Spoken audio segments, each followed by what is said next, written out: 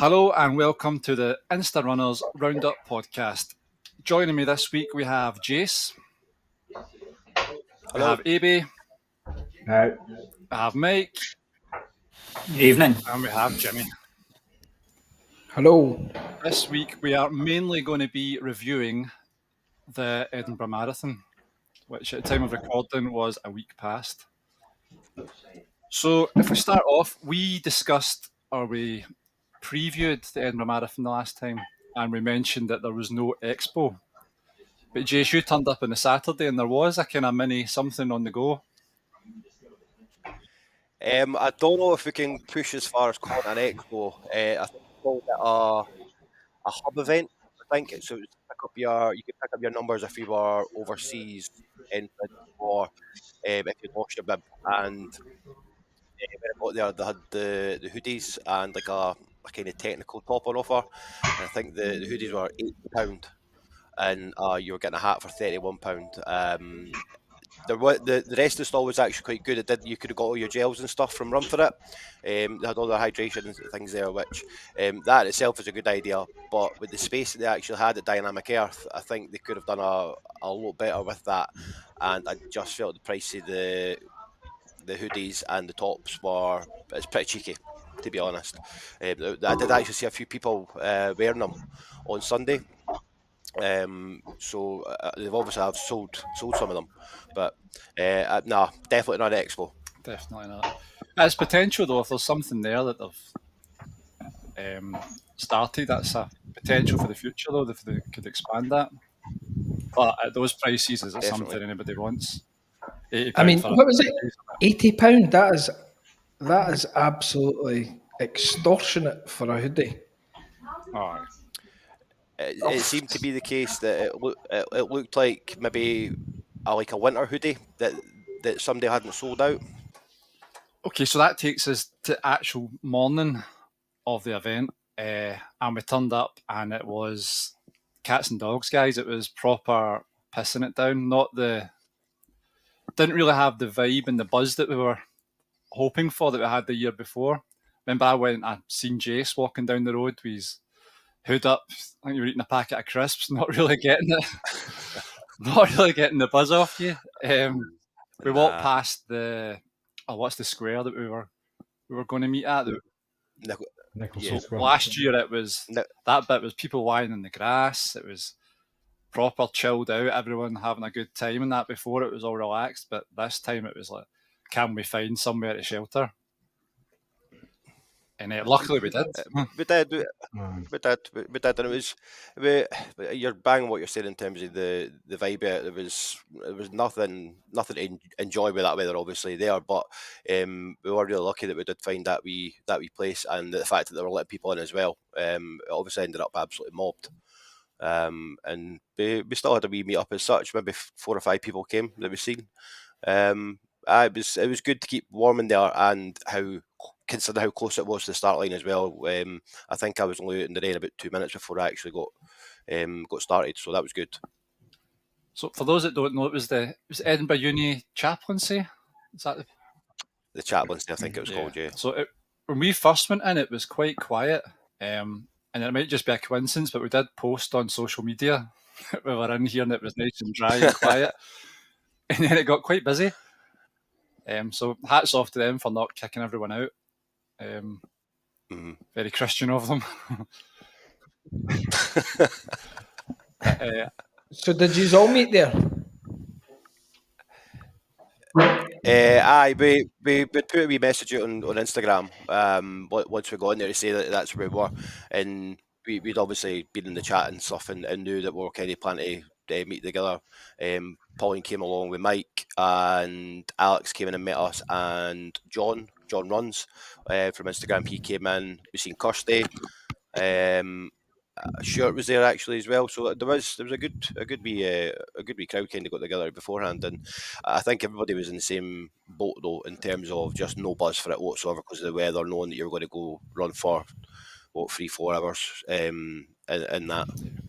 I think as well as if people had plans to meet there or meet wherever, as soon as that downpour comes, you're just basically going to get into shelter wherever you can, eh? You're not going to chance it going somewhere. You're just going to, if you can see somewhere, get in there and just get sheltered up before the actual event. Because all your plans kind of go out the window, and it starts absolutely teaming it down. Even the queues for the toilets, it was all the toilet queues, and that was all quite well organised. I joined the toilet queue at one point, but there was no chat. It was all quite nervous folk just standing in the rain and stuff like that. But obviously, none of this is. I thought for the start area and stuff, that's EMF probably couldn't have done any more for what it was. But to me, the pens and stuff like that are all clearly marked. There was plenty of toilets. You just don't want to really stand in the rain for them. The baggage drop off and all that was easy for me. Don't know if you guys, not like there was any issues there. Completely agree. I think it was fine. The start bit it's always been fine. I don't think I've ever had a bother with getting at my pen, finding my pen, or even the baggage drops are all fairly clear where they are. They've got the big sign up down towards Potter Row, to kind of prompt you where everything is. So I think in that respect, they can't do anything better or than what they're already doing with that. How did you experience it, Mike, compared to other races you've been in? I suppose you're used to standing about in the rain up hills and stuff like that. And the thing is, you can keep moving up hills. It was fine until we had to get into the pen, and obviously then stand scrunched together, unable to move like cattle until the pens move forward. But considering I've heard other marathons can take 30, 40, 50 minutes, it didn't really feel like it took that long from hearing that first start line go to us actually being able to start moving forward. And it was quite smooth, to be fair. Just, you can't do anything. If it's going to piss it down, you're going to get wet. Just have to run a bit faster, dry off. But no, the start, it was pretty straightforward, the start, to be honest. Did you get to the start okay, Mike? Because, Jase, obviously you're fair, because last time we spoke around, people from outside Edinburgh find it difficult to get to areas and difficult to get to places if you're not familiar with roads and closures, etc., etc. Because you and Pauline were out with Edinburgh and then travelled in. Was there any issues with you actually getting in and getting to where you needed to be? No, the roads were fine getting in, and then the buses ran pretty smooth as well. So it was thankfully, it's for me the most anxiety-inducing part is getting to the start line in a city or a place I don't know. That's the bit I hate about any event. Usually, running's easy, getting to it's a pain in the ass. But no, getting in was fine. It was getting out. See, I need to thank Abie gave us a heads up for the St James's Quarter parking. Yeah. So I booked through the app, and I parked at the shopping centre. It was all day for 20 quid. Usually I go and park at Ingolston, and you wait for the tram, and you get the tram in, and then you walk, and then on the way back you need to get the bus and then the tram. But it was just so easy. Parking in the shopping centre, get to use the facilities when you're there as well, which is always nice to get a nice clean toilet before you head down to the Portaloos. But that was spot on.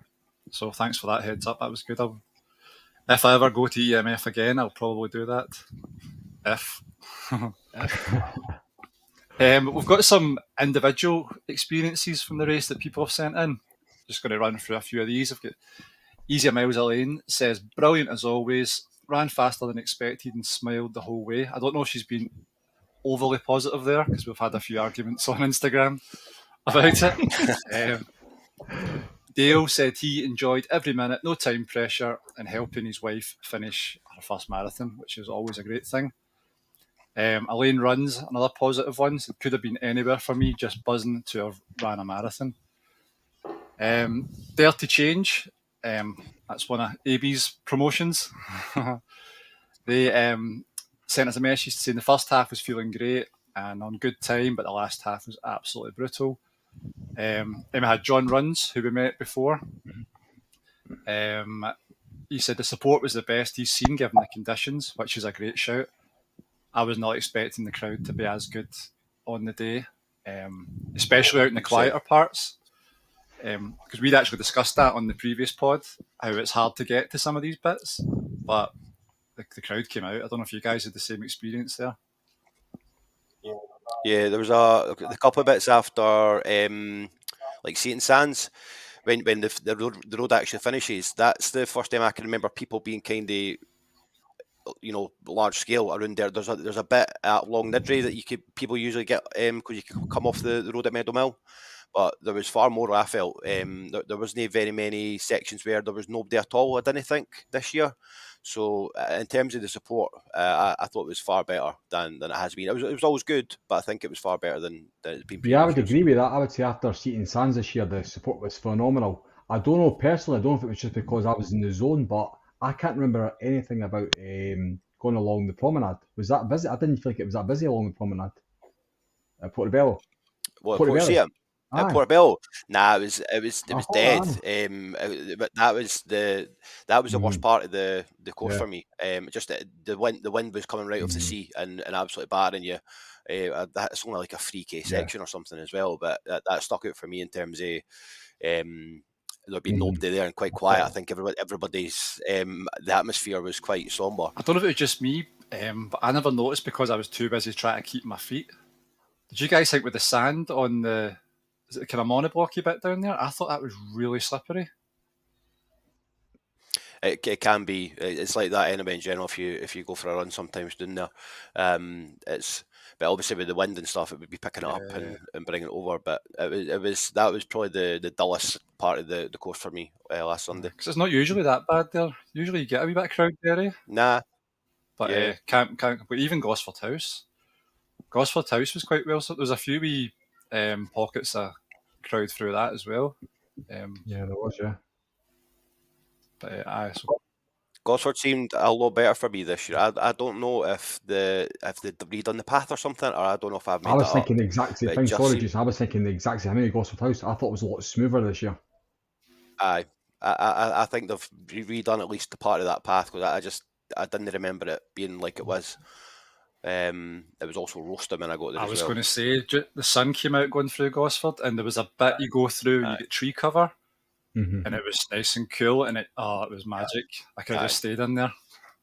Because the sun was only out for 10 minutes, and I got burnt. Aye. That was I was exact same. I was actually going to take my vest off at one point because I started walking by then.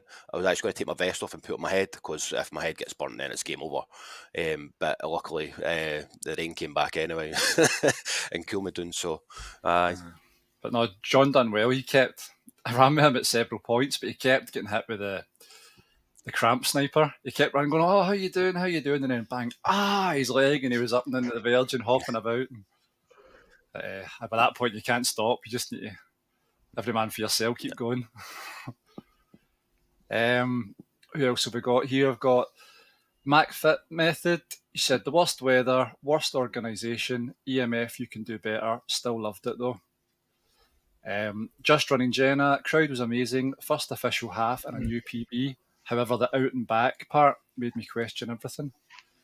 I don't know. Do you think because we made before we discussed it as if it was really bad, do you think we made it that way when you make something so much worse in your head, then on the day you go to do it, you're like that wasn't that bad. I think the fact that we're saying there was more support, I think that was the letdown on the course probably, and probably how much a slog it was last year because of the heat as well. That maybe made us think it was actually worse than it was because of how much no pain you're going through, but how much discomfort and stuff like that will be with the especially me last year for the heat. But nah, I thought the actual race itself was a lot better this year. Who else we got here? I've got Darren Smith. He just summed it up with a rain cloud emoji. I think he was doing the half, so I don't think they got any sunshine in the morning. We've got a guy called Jimmy Bunter. He said he loved not doing it and just listening to everyone moaning. And he was just sitting watching all the moans coming in. Who have we got? Laura Macaulay ran the half, first timer, loved it, although not the chaos at the end, which seems to be a common theme coming through now. Stuart runs a lot. He enjoyed it, loved the support despite the weather. Emily, our guest from the last show, she said if she started moaning about it, she wouldn't stop.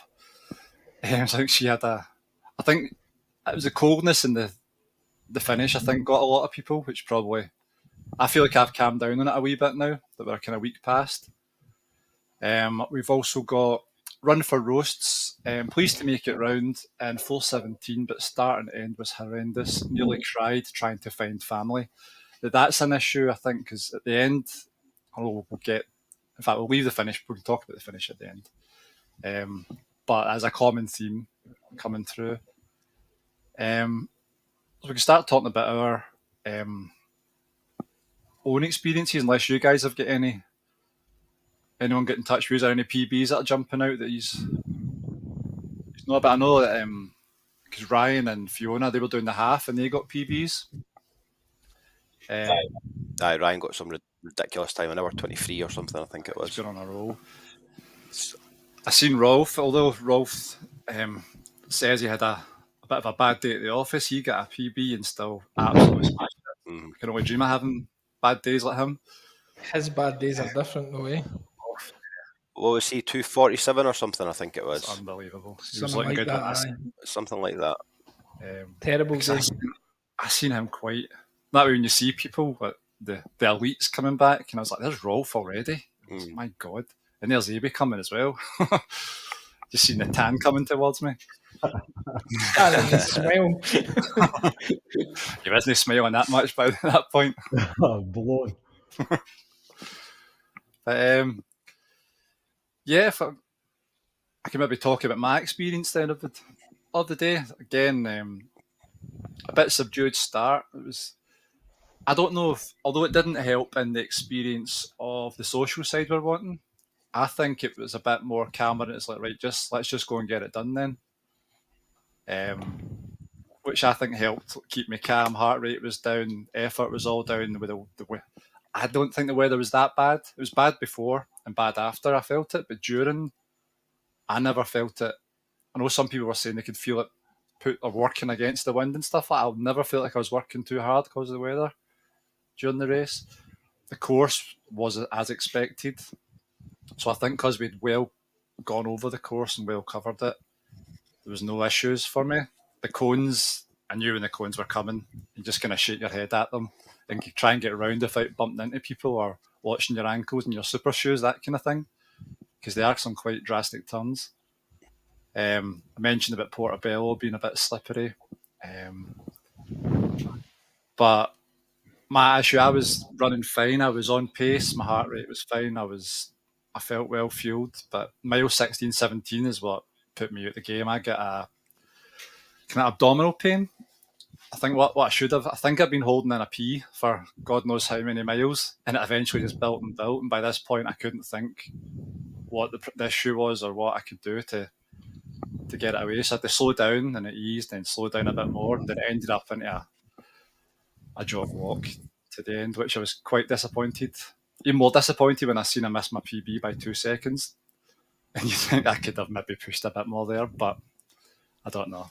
You still got a good time, mate. You still got a good time. But even looking back, like on that finishing straight, I was getting overtaken by people on the finishing straight, and that never happens to me. The people are passing me, and I couldn't do nothing about it. I was at a level of pain that I just couldn't push through. Bob, what would you change if you could? Well, since that I've spoken to it's Megan Featherson, who is the person that I was talking to for my carb loading before, and this is what my carb should be. This is what hydration electrolytes I should be taking in. The day before, I ended up in E&E with my daughter, and obviously my food and all that's went out the window there. She thinks if I'd managed to keep my carbs up, that would have absorbed all the hydration, and I wouldn't have had the issue I did. So I still had all my hydration, I just never had enough carbs in to. But it could have been one of these things. What I should have done, what has been so easy to do, was just hit a bush or hit a portaloo and try and go for a pee. Because for the seconds it would have been, that might have just eased it, and I would have been a lot more comfortable. Yeah, I finished quite a few marathons feeling sorry for myself. That one I wasn't. I was more annoyed than anything at my performance, but it was good up to that point. So, Bob, what was your finishing time? Because last time we spoke, you were gunning for 3:35 if all things went well. Yeah, so I was 3:48, which it's a course PB, since my previous Edinburgh was 4 hours 40.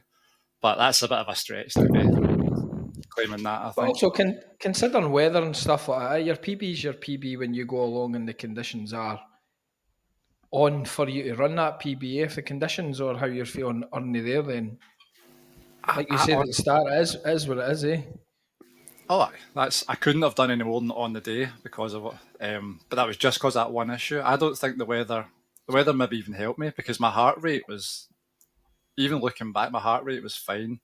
My paces were fine. My legs weren't giving me jip. That's why I think like this week, like I was out on the Tuesday, I done 8 miles in my club and my legs were fine. I think because I've not been pushing for the full, you're still time on feet right enough, but I think because I had to ease off that much, it's like my recovery started then. But now we recover and go again. So you can do it. Yeah. How about you, Jase? We keep on rolling on with the happy stories. You...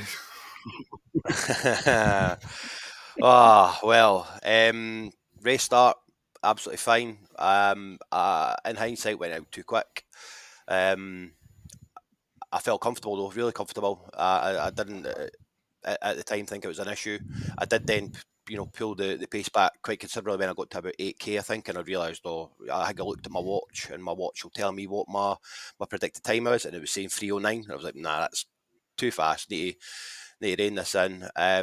Felt good, kind of going through halfway, but I could start to feel the shooting pains in my hamstring and my hip flexor as well. Got to 24k, and that was effectively game over for me. I stopped and went for a pee, and my legs wouldn't start moving again. And it got to just when I seen you, so that's about 29k, 30k, and I eventually just wrapped it and decided I was just going to walk the rest. It was another line injury that been there for 5 weeks before it. I went to physio once, probably should have went a lot more. I insisted on trying to run and cycle on it. I think in the end, the lack of long runs told, just in general how my legs felt the day after as well. Even only running the best part of 30k, I was in agony. So I think next year, if we do it, it will be the case. There'll be no, it'll be a 16-week block that's put into it, and I think I need to probably. I said at the last podcast that we given it the respect it deserved. I probably didn't. I probably should have either withdrew or tried to get a half place and went and done the half.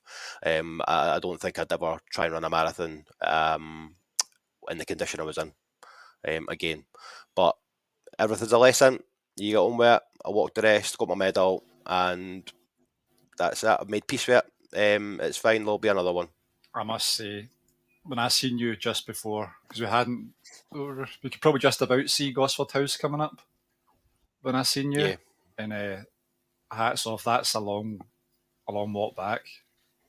I don't know, because I chucked it, as we know, I stopped the year before, but I stopped about mile 14, something like that, so I was well back from that. So I think I was probably pissed off myself, to be honest, because when I went into we call it the expo, I went into the 5-10k race on the Saturday morning, and I cycled down, and my hamstring was sore coming back up the road on the bike. So I think it was probably a method of just, I don't know, try to make peace with myself. If I just walk the rest of this, and that's my punishment for being an arse and running, basically. But I'd made peace with the fact that it might happen, and if it was going to happen, I was never going to come off course. And what was I going to do? Go into Preston Pans and get a taxi up the road? No point. I think when you're put into context, there's people running their first marathons and running slower than me, and they were absolutely over the moon. Who am I to? If I can walk it, then I'll walk it. I can't just come off course just because I've had a bad day. I've done that before, and I didn't want to do it again. I've done it at Glenagle. I never had much of a choice at Glenagle, to be fair, because you can't really walk the rest of that. But just lessons learned. Take everything that comes, and hope for the next one. see, this reminds me of like my year I had last year, see if you go in, you can maybe at a half marathon 10k night, you get away with it, but see in a marathon, if you know you've got a niggle or something, you're going to eventually hit a dark place during the race that's just going to jump to the front of your mind. That's what I was like. It was my T-band last year, and I was like, oh, that's sore. And I'm like, no, it's not. I'll just run this way instead. And you end up, and my hips sore now, and then I run like this, and then my ankle's away, and you're... I think if you're fairly experienced and you know you can run half marathons, you're conditioned to run half marathons. If your legs go at 15, 16, you can see the rest of it out. Usually, unless it's something really bad muscular, you know, that you physically can't do it. But if you get to 30, that last 12k was 2 hours of walking. It didn't seem like 2 hours. I'll get that, and see some of the support that I got. People basically having a laugh. Oh, come on, Jason, you've got to get in the bag and stuff like that. Like, it was funny. People were trying to be funny and kind of cheer me up a bit. And Mel and Steph and Stuart, all three of them actually stopped and asked me, like properly stopped, midway through the races, and asked me if I was all right. And even Mel was like, "Do you want me to run with you?" I was like, "Nah, just this is your race as well. You know, you paid your money. Just go and enjoy it." And I was absolutely fine. But I definitely a lesson in respecting the distance. And if you, as you're just saying there, if you've got a niggle, there'll always be other marathons that you can go and do. I could have potentially put myself out there for months if I'd actually torn it, but I don't think I have. I've got the physio of the morning. There's no bruise or anything on it, so we'll live to fight another day. Live and we'll learn. Mike, you had a different experience, I suppose, for your usual. I wasn't really racing for me, or kind of racing in general. But it's I think if you've ever kind of paced anyone else, it's in one way less stressful because you don't need to worry about your own time. But in some ways, it's more stressful because you don't want anything to go wrong for that other person. So you're kind of trying to keep tabs on things that you can't really control. But no, considering how Marmite the course was discussed to be, obviously there's a lot of people that don't like it, a lot of people that do. I didn't really have any issues on it. I think maybe because I'm so used to just running kind of any course on my own for hours anyway, it just didn't bother me going out there. Like the out and backs, Gosford House was all right. I think that was probably the most kind of used to terrain that I get around that bit, not the roads. But no, kind of aside from the rain, I did feel that bit around Seaton Sands to Gosford House and back because it had been raining. I think by the time we were coming back under the cloud cover, it was pretty humid. I think because of the rain and all the water, so absolutely cooked on that bit, and then got rained on to cool down afterwards. But no, it's the joys of running with somebody else and seeing them smash their first marathon and get it done. So how was Pauline during the race then? Was she up and down, or was she consistently in the game, or was there any issues? It was consistently up and down. How many times were you told to shut up or something like that? Because she did mention that there's likely she's going to tell you to shut up a few times. Yeah, I think that could have gone both ways, to be honest. But no, more than once, shall we say. But to be fair, she did struggle from mile 10, 12. Her build up to this wasn't good. She's had weeks of child sickness, kind of conditions at home. She's not been able to do any long runs at all. Which, as you know, it's going into any marathon, even when you know you've done it a few times, it's not ideal going in without those long runs and structured training, but going into your first without adapting to the pavements and everything else. Like, trail running's fantastic, but it's not road running. And if your joints aren't used to 26 miles on tarmac, you're going to feel it. So she did, but at no point did she ever look like she was considering stopping or anything. Just got on with it. Fantastic. No, well done, Pauline. How did you feel after it, physically as well? Because obviously you're running that at a pace that's nowhere near what you would normally run at it or jog at it or whatever. So how did you feel after that? Because sometimes I find if I'm running at a pace that isn't my own, it like absolutely kills me the next day because you're just Yeah, I felt it. I felt it in my hips a lot more because obviously you kind of shorten your stride and you change how you're running to slow down. There was one point I stopped at those Portaloos at Gosford House on the way out, and she carried on. So I had about a mile because people were taking ages to catch back up. So I think I probably pissed a few people off by doing sub 7 minute miles back down the road and having people looking at me like, "What the fuck is this guy running at this pace at this point?" And just to annoy us. But nah, it's just to catch up. But I was mostly fine. But I think that I've had a wee issue with my right glute as well, so that kicked in around mile 20. But aside from that, I was mostly okay. I suppose because you're used to time on Fair feet play, anyway, so is that kind of similar, or is that different? Would you say when you're out on the hills, time on feet to that time on feet?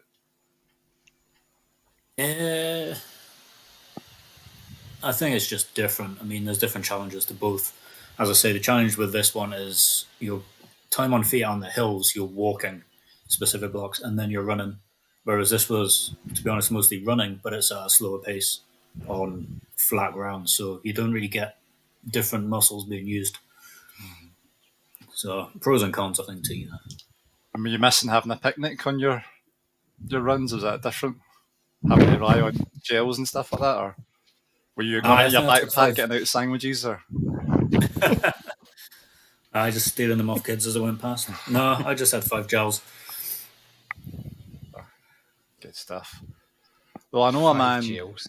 Oh, 5 gels. I was going to say, I don't think anyone else ran that day from here, did we? Was there any more runners in the group? Anything else want to talk about? No. Oh, Abie, the Cheshire cat sitting there. There's just the one man that I tried to get a video of and completely failed. Appreciate that. Me personally, I don't know if it was because I was in the white pen and maybe there was a bit of pressure there, but I felt at the start there was like a strange feeling. Like last year being the red pen, everybody was talking and we were having a bit of banter, even though we were only there 10 minutes before the start. With the white pen, like I think all the boys came me by now, I could talk to anybody. But I was looking around and it was just everybody was just focused. There was nobody was even looking at each other. So I was like, oh, here we go, I'm in for a run here. So first couple of kilometre, the rain was quite bad at the time. There was a lot of, don't know if you found it with your pens, but there was a lot of weaving in and out. People were bombing for the red pen behind you and they were trying to get in front of you. There was a lot of splashing about. So for me, the first couple of kilometres wasn't the best. But I think it eased up a little bit. I think, like you said, Bob, going into Arthur's Seat for that first turning point round the cones is horrendous. They've got to do something with that. Like you said, going in a big marathon like that, turning points or cones is terrible. But I felt brilliant, to be fair, even though I thought I had wee niggles on the build up. I think looking back, mainly that was in my head and I was doubting myself. But I felt brilliant going into on race day. I normally panic when it comes to gels and like I took these salt sticks for the first time.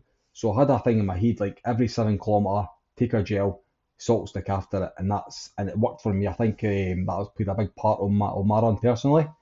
I think I was saying previously as well about the boy Andrew Kennedy. I think Jason met him at the park run at the one with Newton, Jason.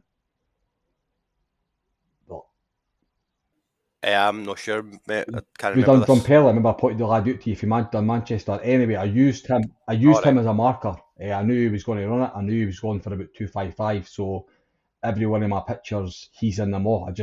I don't pace or don't whatever. I just followed him. So he was my target for the run, and that's pretty much how it went. I just followed his tailcoat the whole way, and it was like I said, Portobello Promenade. It was a bit quieter. Got through that. I think the 10 mile mark, it was starting to feel a little bit. That's when we seen the Newton gang, Pete and all the troops, and they gave you the lift when you needed it, to be fair. We'd seen all of them shouting you the phones out, you got a bit of buzz for it, so that kind of gave me that lift for the long haul out to Gosford House. But brilliant. Like I said, going through to Gosford House as well, I bumped into a boy Rob, have to give him a bit of shout out, to be fair. He So I think it was just before Gosford House.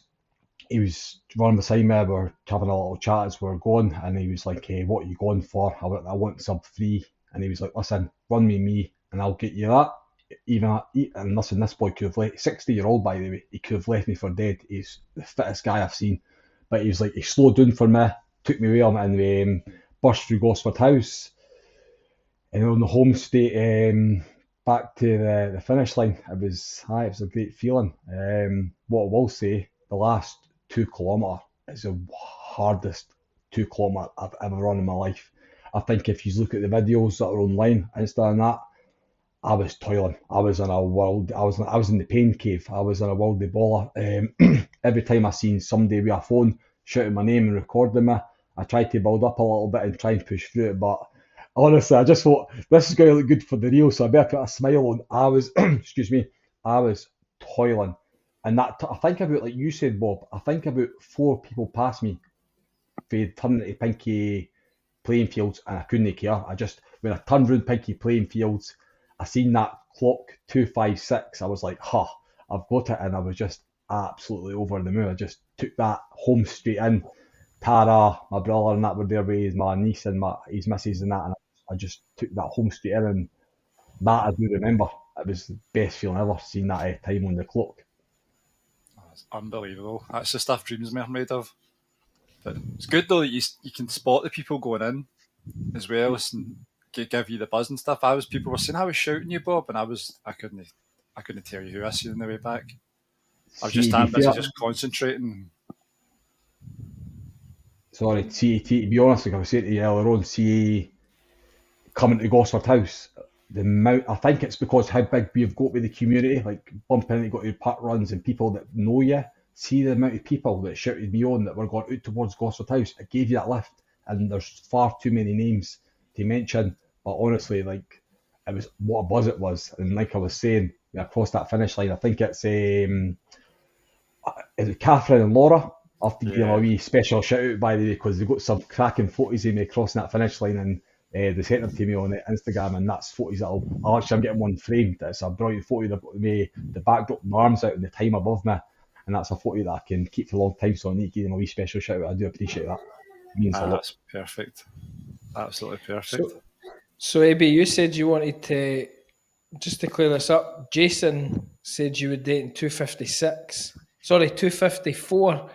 You said you would date just under 259, if I remember right, is what I've got written down here.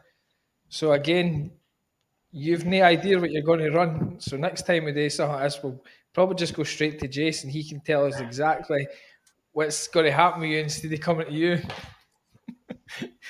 Because what are you, like a minute off, Jase? A minute and a bit off? I'll tell him what he needs to pace from now on. We'll go for that because he's not got to go with a training plan. So I'll just make up random figures and try to get me beat them. No, I think obviously I done 259 50 odds last year, and even though it's still sub 3 and I was over the moon with that, I always thought it's too close to the 3 hour mark. So in the back of my mind, I always wanted to try and get a little bit of time off it. But it was, listen, I think I said it before with Steve as well, the buzz, like I was on cloud 9. That I think I stopped, me and the missus went out afterwards, and I think I was stopping people sitting in the street and just telling them my story about how my Edinburgh Marathon went. I was telling everybody. I was just, it was what a buzz. Even still now, like looking back at the photos and the videos everyone got, it's just what a great day. Like 10 out of 10 for me anyway. So when you say you don't, are you just picking a runner and running with them? You're not looking at your watch and doing pacing, or just running? Do you want to know something? I think like boy Andrew Kennedy, he was in the start. I could see him in the pen. I just followed him. I don't think I looked at my clock. The first time I looked at my clock was maybe about seating sands. I kind of gave it a quick look to see how far on I was, because at the bottom it tells you how far you're into the run. I didn't look at my clock at all. I just got out and just got on it. So you must have been flat. I think most folk that listen to the podcast will know that the first 4.5, 5 miles probably in Edinburgh, you're pretty much downhill. I think there's one cheeky uphill in it, but yeah, pretty much. I was looking at my watch. I didn't want to go too fast because I didn't want to regret burning my quads out for later on. But were you just like, brakes off, let's go? Aye. To be fair, I think I spoke to obviously the boy beforehand, and he was like, I'm going to go to gentle, first couple of kilometre. Even I said to him, I went, what about the downhills? You got to take advantage of them. He's like, no, he's like, I know what I'm going for, I'll get it. So I felt relaxed. There was, apart from the last 2 kilometres, I felt relaxed throughout that whole race. I felt like I had it in me. See, with doing that, do you never feel after a race that you've undershot? Like, to me, I know what my pace is and what I need to stick out for me not to blow up, or for me to be able to, in a half marathon, for example, go and push on the last few K.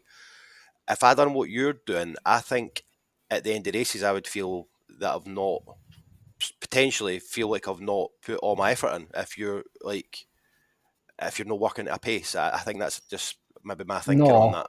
But I completely understand that, and that's something I've thought about. But the overall run, I think if I went a bit faster, quicker, earlier on, I might have blew up. Because that last 2 kilometre was like, I could not wait for that finish line. I was toiling. So I think for me it works. For somebody else it might not work. But the sounds of it. So even like in a 5K, sorry Jimmy, even in a 5K, do you not like look at your watch and go, all right, that's 3:30 pace, for example, and you need to keep that?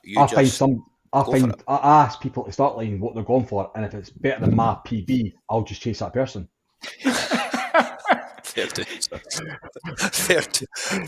mate. Fair dues, honestly. It genuinely sounds like, because we spoke about it last week, when you have a pacer. So basically what Abie's saying is he does every time is he finds his own pacer and just literally saves all the hassle of thinking about watches, thinking about paces, thinking about anything. Just find the pacer, just follow him, and you know if he's running, he's doing all the work at looking at his watch and he's looking at his pace, then if you're with him, then you know exactly roughly where you're going to be, eh? That's it. Generally what I do as well. I find Abie's pacer and go with him until I blow up as well. That's fine. But you do that at like 6-minute miles. The thing is, Abie will know what his 5K pace is, what it feels like running a 5K, and he'll know what he's running a 10K feels like to him, and he'll know like a long run, what his marathon pace feels like. Whereas we can be looking at our watches quite a bit. No, he's not. I've lost Bob. I think what he was saying there, I was going to say that as well. Like, Abie, you'll know how you feel when you're running at pace. It's like Jase was saying, he has a number, so he has that number that tells him I'm going at this pace, so this is how fast it is. I'm assuming you just go purely on feel, because I remember when we first spoke, you says, I just run, and if I get tired, I slow down. If I feel better, I'll just speed up. And that's it. It's like simple, to be honest. How simple it kind of should be, I think people, like you said, planning and things like that work for people 100%, but just for me it doesn't. I just if I'm feeling like I've got me in the tank, I'll put it out there, and if I blow up, I blow up. But on a 5K that is anyway. But in a marathon, I think it's going to be slightly different. I think you've got to just think about, after doing it last year, I knew that I blew up towards the end, so I knew I had to hold back a little bit, and it worked. And the boy Andrew, obviously, spoke afterwards. I think I kind of nipped him about 38K. I kind of took over him. I could see that he was slowing down, so I was like, right, I had a little bit, so I kept going, and I think he just came about 30 seconds, a minute behind me, so it worked for me. If it works for you, then just keep doing it. I can't remember you blowing up in any races. Obviously, you're seeing a marathon, and marathon's a bit different. But if you're still doing that in 5, 10s, and halves, and you didn't, I can't remember any time that you've blew up in a race properly. Like, you've obviously maybe struggled the last K or whatever sometimes, but I don't think I've ever seen your times, your averages go like fall off a cliff type thing. So if it works for you, mate, crack on. Right, I think Bob's obviously fell off. We'll just continue. I think from there we're going to go into the discussion about the. Bob said that his wife's cleaning and knocked the modem over.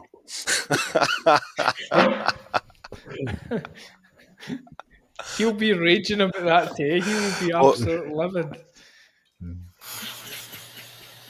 Will we crack on, or will we wait on coming on? And I can just edit all this crap out. No, I think we can talk about what we've done since if you want, or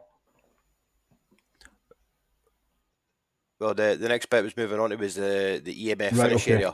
area. So could just roll with it, and you can just chip in at the end if there's. Just go with that then. In terms of the finish area, for me, I got in there and got out of there as quickly as I possibly could. It seemed to be the case that because of the weather, all the supporters had went to the one bit where the runners come out, and it was just chaos with umbrellas everywhere for me, and it was mental. And I managed to just get my bag, which was soaking wet. No thought or concern for anybody's belongings, especially with the empty trucks, by the way, sitting right beside them as well. And there was people, women, men, everything in the bushes getting changed. The one thing there's Bob's back. The one thing I noticed at Great North Run last year was they put up kind of temporary fencing type thing, but it was quite high with covers on them, so people had privacy if they wanted to get changed, and especially that kind of weather, and the fact that it was planned. It's not planned for a week. It was assumed for a week that it was going to be a washout. I don't believe they couldn't have done a lot more to help people that are taking 5 hours either day to run a marathon, paid £70 or whatever it was, just to look after people a bit more. I probably wasn't that annoyed at the time, but when I started thinking back about it and started seeing other people's experiences, more so, that it really pissed me off, to be honest. I don't know if I'll be back to do another full marathon event anyway, because they've left a wee sour taste in the mouth, I think, personally, for me. Based on social media, I think they've done the same way. Many people. I mean, there was like the running channel had it on. There was all sorts. It was on everywhere. I think the news at some point had it on. They got a bit of a lashing over it, So hopefully it's maybe a lesson learned for the organisers as well. Do that, but the amount of people that have said this isn't the first time that they've done something like this. Like, how many times does it go from being a mistake to just being incompetent at organising the end of an event? Like, they're not a small company, and they've done this for years. They should know. But I think the lack of the apology as well. I know guys got an email apology for the medals, but which we'll get in July, by the way. Why couldn't they have put something up on their actual social media channel to say, "Oh, look, we're really aware that we didn't meet expectations." I sent them a DM and asked them where I could make a complaint, and they just read it and ignored it. So that kind of probably shows you what they care about customers, because that's what we are at the end of the day, customers, and they just blatantly ignored it. So they either just didn't give a shit, or they are just that bad. There was I think things there's a as lot well. of them hoping. They're hoping that it was going to be sunny again, and if it was sunny, then a lot of the issues don't appear. But as Jase called it like a couple of weeks before, I don't know if it was on the pod or just in the group chat, but he said it looks like it's going to rain. I'm going to put all my stuff in bags and get it sealed up, because the buggers better not leave it lying out in the field. I was saying, I knew they would. They'll get a gazebo or some sort of thing up, but no. It's the fact that the trucks were there empty. Why couldn't they have just, even, I know right at the start, obviously there'd be probably too many bags, but once it got to a certain level of bags, like, they surely could have put the majority of them in there. I think when Abie said he finished, it wasn't raining at that point. But when I finished, my bag was absolutely soaked. We went right through everything. I had one pair of wet joggers to get changed back into, because the other pair got soaked as well. And I think I had my wee Newton t-shirt, and my Newton top was luckily dry, so I was alright in that respect. And we sat in the pub. But nah, it just they need to have fallback plans for these kind of things. We live in Edinburgh, Scotland. It's going to rain. And we all know what it's like when it rains, especially when it's that bad. they can't have anything prepared or planned for. I just find it incredible. I think it What's was The thing with the finish There you line. go, Mike. Here you go, Jimmy. I think that whole everything being wet, I think, if I was reading it right, was then compounded by people who had got the bus or something. So they were having to then walk a distance in their wet gear to get a bus. That also pissed them off because I think they were paying £8 or something for this bus back in when they were actually walking past that Edinburgh buses that were costing them £2 if they just jumped on it. So people were Right, I've got a thing with this, so Jimmy. That's no. I've seen a few people saying this on the Facebook pages. It isn't the responsibility of EMF to tell people what bus is cheaper. They've put on a service for people that wanted to buy it through that. But if anybody googled it, as you know, if they wanted to, they could have just got the bus. I didn't think we can. Well, I personally wouldn't beat them with that, because all they're doing is putting on buses for people. They probably would have got hammered if they hadn't put on a bus purely for runners. about eight, So eight, I think that's £8 too.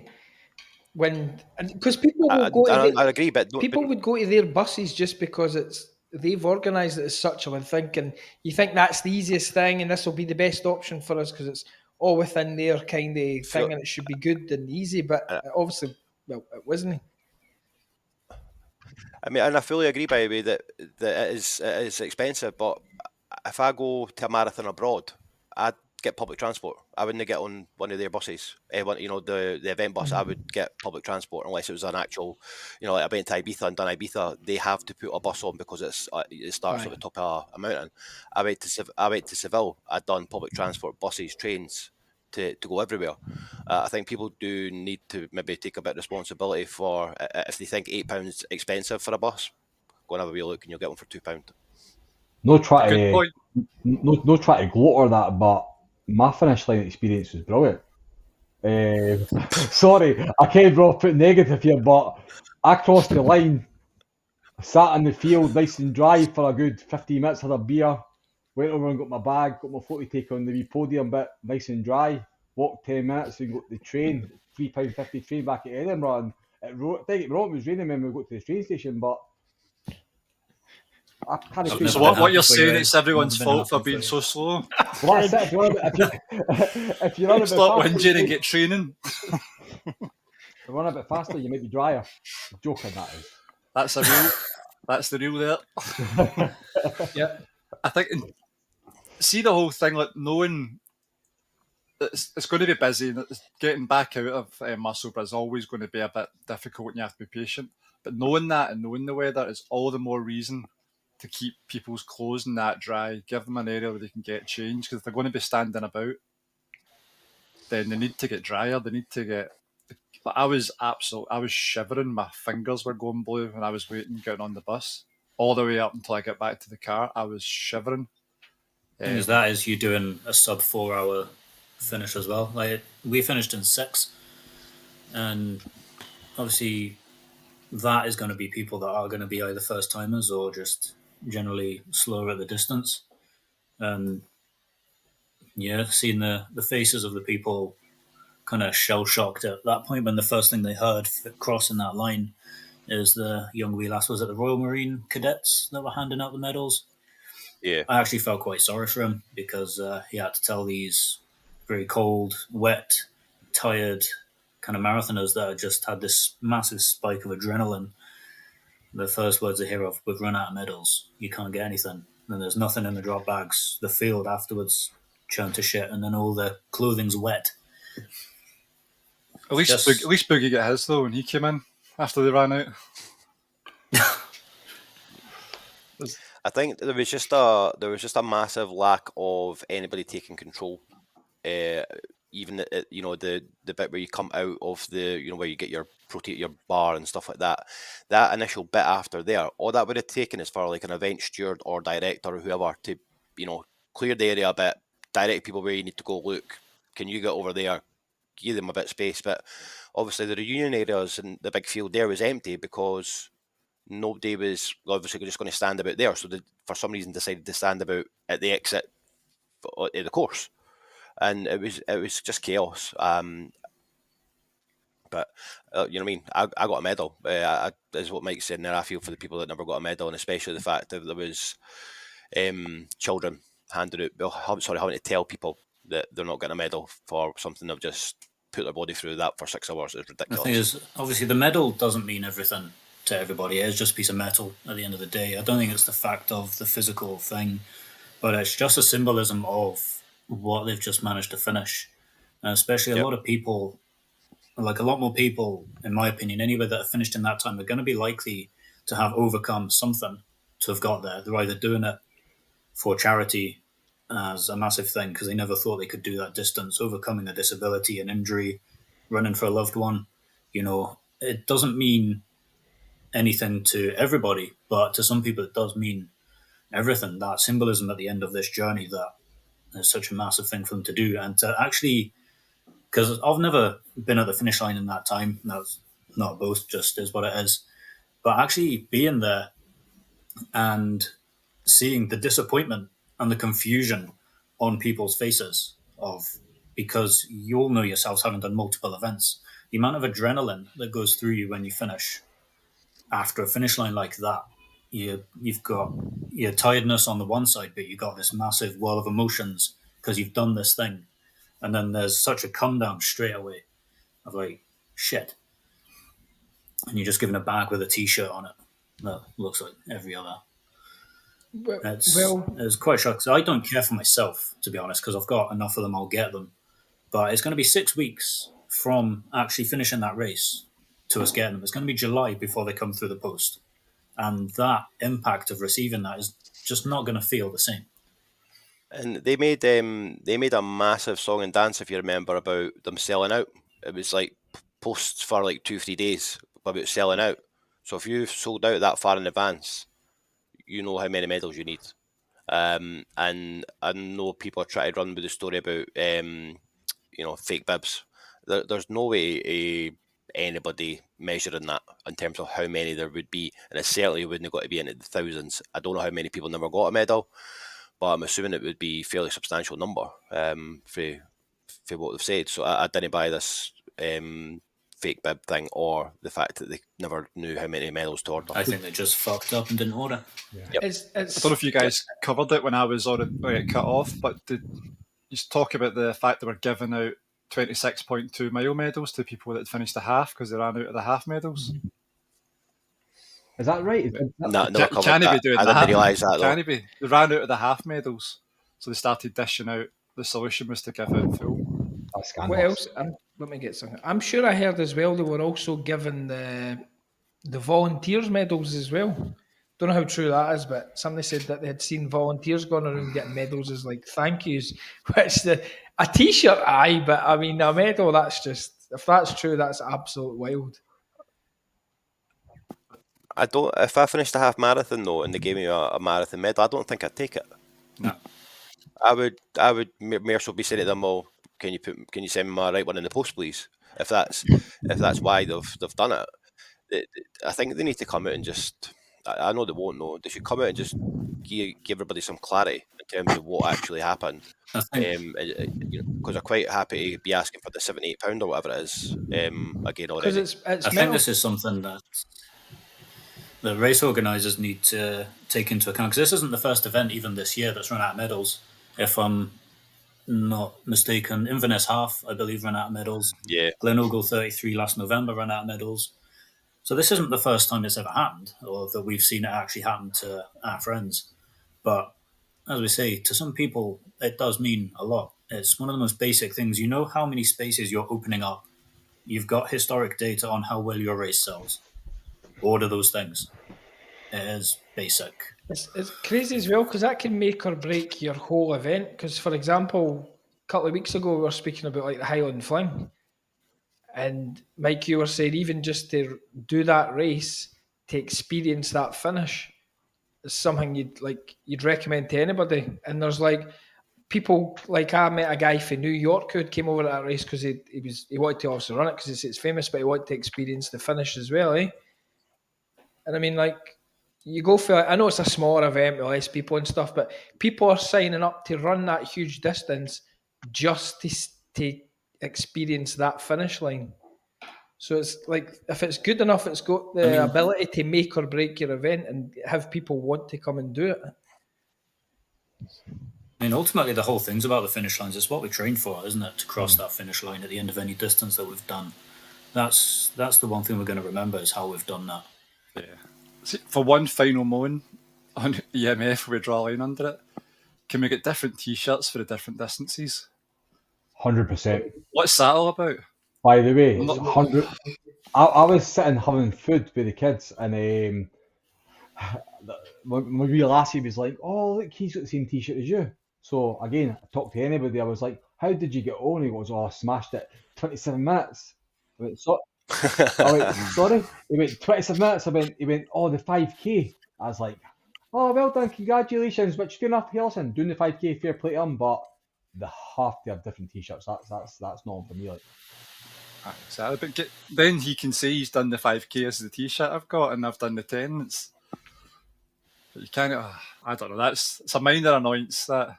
No, I totally agree with you. But again, I think that's just another cost-saving thing. We just order loads of the same T-shirt. I think, and then you get the email through and say it's £80 for next year. Well, this is the thing. I think they're going to have to go above and beyond next year. See, the spotlight's been on them so much this year after what's happened with the T-shirts and medals and that. It's £80, but I think they're going to have to pull it out of the bag massively next year because after what's happened this year. Well, we'll just have to wait and see. Mm-hmm. Is there anyone else doing any big races coming up? Jimmy, you get anything since you never bothered your ass last week? I was saving my legs for this coming Saturday. GB Ultra Scotland. So it's Southern Upland Way, which is basically a 214-mile route from Portpatrick in the west to Cockburn's Path in the east. But this race is 56 miles from, it is St Johnstown, Dalry to Moffat. So 56 miles, 2,447 metres elevation and an 18-hour cut-off. So what's that, 91k or 92k or something? Just over that. So I'm looking forward to it. The course record for a mile, know that I'm going to be anywhere near it, but it always kind of gives you an idea of how tough it's going to be, is 9 hours. So Highland Fling, which was 3 miles shorter, was 6.5 hours course record. So it's the Southern Upland Way is the elevation. Not have to be messed with. It's some steep climbs in it. I feel like, I think the toughest goes for like 200 up to 700 metres in like about 3 miles, I think it is. So you're just basically straight up. Some nasty climbs, but I will get it done. I want a gold. I'll put it out there. I want a gold medal.